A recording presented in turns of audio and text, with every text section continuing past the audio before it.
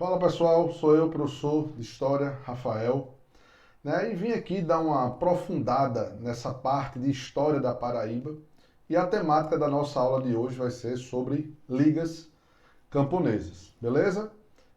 Lembrando que se você quiser o curso completo, para qualquer concurso que você for fazer que envolva História da Paraíba, é só você ir lá na bio do meu Instagram, tem um link que te leva direto à plataforma, beleza?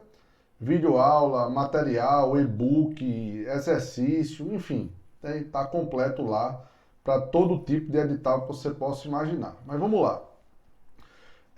Imagine você que em plena década de 60, você teve aí um movimento que explodiu aqui no Nordeste, que chamou a atenção, por exemplo, do presidente dos Estados Unidos.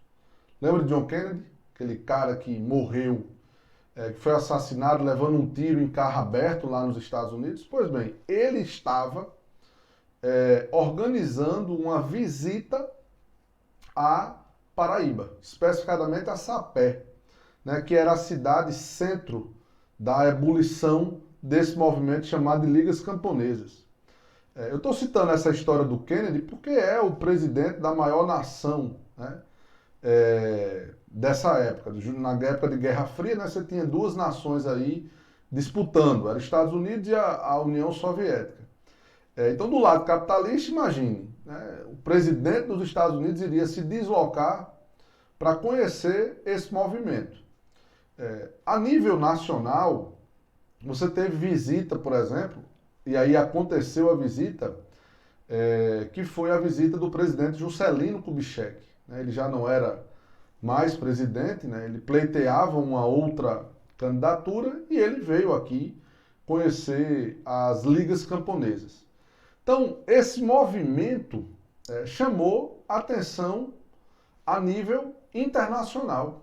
É tanto que a própria imprensa internacional achava, olhando de longe, que esse movimento ele poderia, se ele crescesse, se tornar um novo Vietnã. Veja bem você que era muito distante de se tornar o do Vietnã, mas numa época de polarização, de Guerra Fria, era essa leitura externa que se fazia desse movimento. Então, chamou a atenção da política. Mas, afinal, qual o fator principal de luta desse movimento chamado de Ligas Camponesas? Então, vamos lá. Tudo começa no Engenho Galileia, em Pernambuco, região de Zona da Mata pernambucana, tudo vai nascer ali. Então, a primeira Liga do Nordeste nasce lá. Esse movimento que nasceu em Pernambuco, ele vem para Paraíba, e aí a primeira Liga Camponesa da Paraíba, ela é fundada em fevereiro de 1958. A época não chamou muita atenção da imprensa, a imprensa não deu muita bola para isso, mas estava lá alguns deputados, estava lá agricultores fundando aí a primeira Liga Camponesa lá de Sapé. Esse movimento chamado, para você entender esse movimento das ligas camponesas, o primeiro ponto é você compreender uma mudança estrutural na economia, que é a passagem de uma produção açucareira mais rústica, que é o engenho, para uma produção açucareira mais moderna, que é a usina, os usineiros. Então vai sair aquela figura do senhor do engenho e vai entrar agora aquela figura do usineiro. E aí qual é o problema? Então essa produção da usina, ela continua sendo em larga escala, só que ela é muito maior.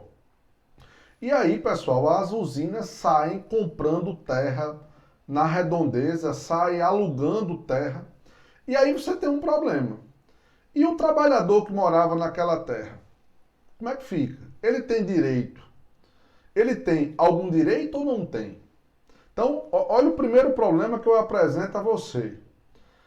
Você tem um trabalhador ali morando naquela terra, onde a usina está chegando e está dizendo: essa terra agora é minha, eu vou produzir cana-de-açúcar, e você vai ter que se sujeitar às minhas ordens, inclusive de deixar a terra, de ser expulso, ou de ficar aqui dentro das condições que eu, usineiro, quero. Então, você tem um problema aí que eu já apresento o primeiro problema.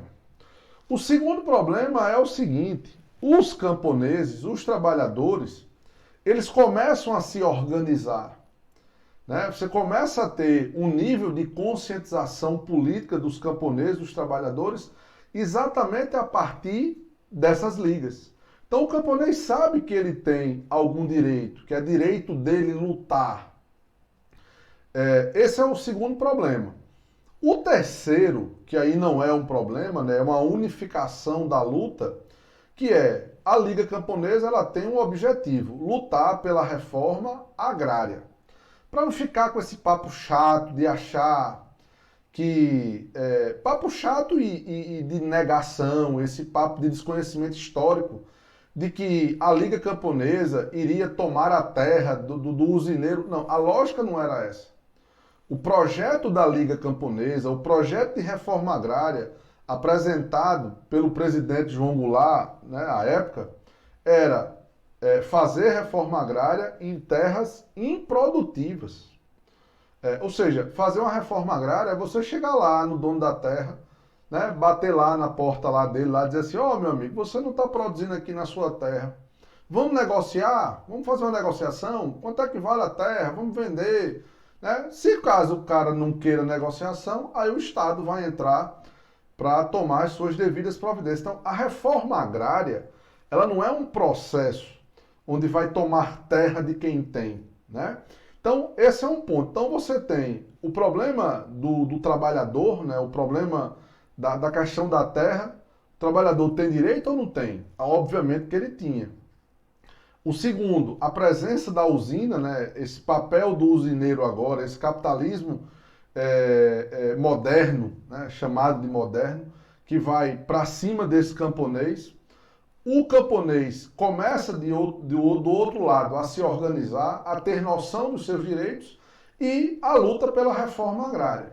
Então, a Liga Camponesa, a luta pela terra na década de 60, ela vai ser simbolizada por esses pontos aí que eu acabei de falar. E aí, aqui na Paraíba, né, como eu já fiz referência, sapé é a maior expressão, é a maior referência. Especificadamente aqui no nosso estado, o estado da Paraíba, existia uma relação de trabalho que os camponeses apelidavam de cambão. Né? Então vou até repetir a expressão para você aí que gosta de estudar, anotando, não esquecer. Cambão. O que seria um cambão? O cambão é o seguinte: você tem um usineiro e o usineiro vai chegar e vai dizer: olha, você pode morar na minha terra. Eu não vou tirar você daí, não. Porém, você vai ter que trabalhar alguns dias para mim, de graça, como se fosse o pagamento de aluguel. Então, tinha usineiro que cobrava do camponês 1 dia, 2, 3, 4 dias de trabalho. Como não existia um Estado para entrar nessa relação, o usineiro explorava esse camponês de forma impressionante. Então, imagine o nível, o grau de exploração. E aí você tem esse cambão se espalhando nas usinas aqui na Paraíba, principalmente nessa região de Santa Rita, nessa região de Sapé, entrando em Alagoa Grande, Mamanguape, né? Que para quem não é aqui do estado, são cidades aí onde você tinha um grande número de trabalhadores rurais.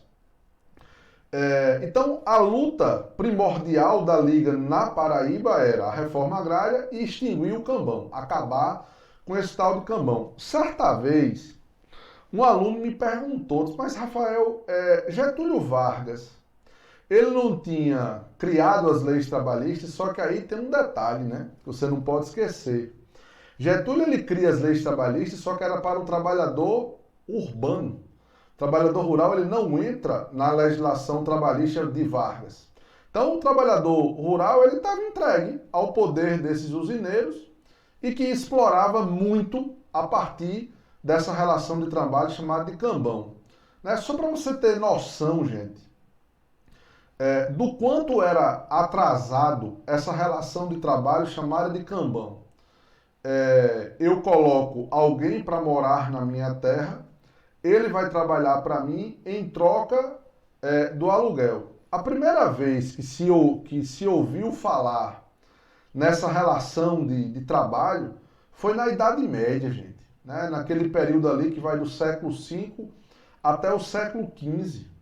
Essa era uma relação, lá na Idade Média, chamada de corvéia, que na década de 60 do século XX, na Paraíba, era chamada de cambão. Né? Eu pego um camponês, ele mora na terra, e em troca dessa moradia, eu vou pegar ele para trabalhar para mim. Então, a luta primordial era essa, para acabar com o cambão. Não se imaginava que esse movimento das ligas camponesas crescesse tanto como cresceu. Só para você ter ideia, esse movimento de sapé, ele era muito organizado. O que acontecia? Os camponeses, eles faziam tipo uma assembleia aos domingos. Eles iam para um lugar marcado e lá eles começavam a falar dos problemas que estavam acontecendo na usina que ele morava e como se organizar para denunciar o cambão. Então, eles começam a usar a imprensa, eles começam a fazer denúncias na imprensa, nas rádios, começam a expor os usineiros.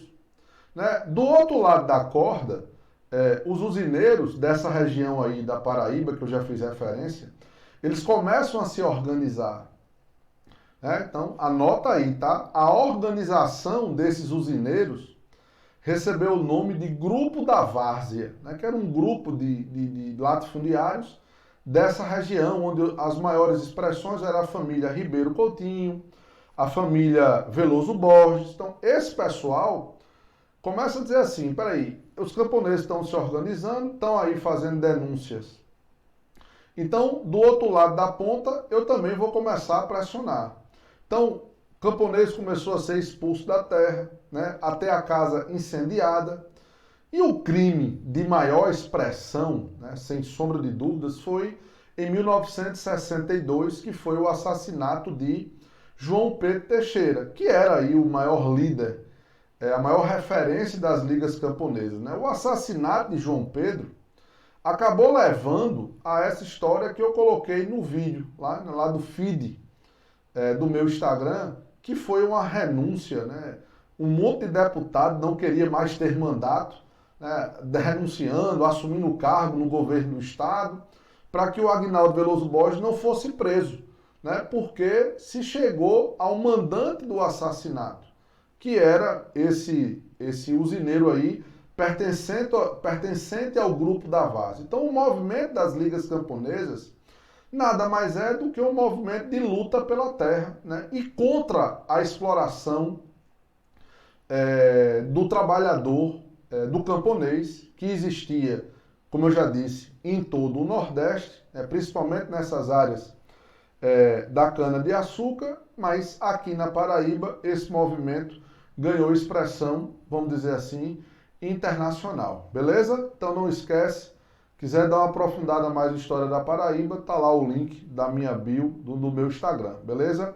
Valeu, galera. Até a nossa próxima aulinha aqui. Tchau.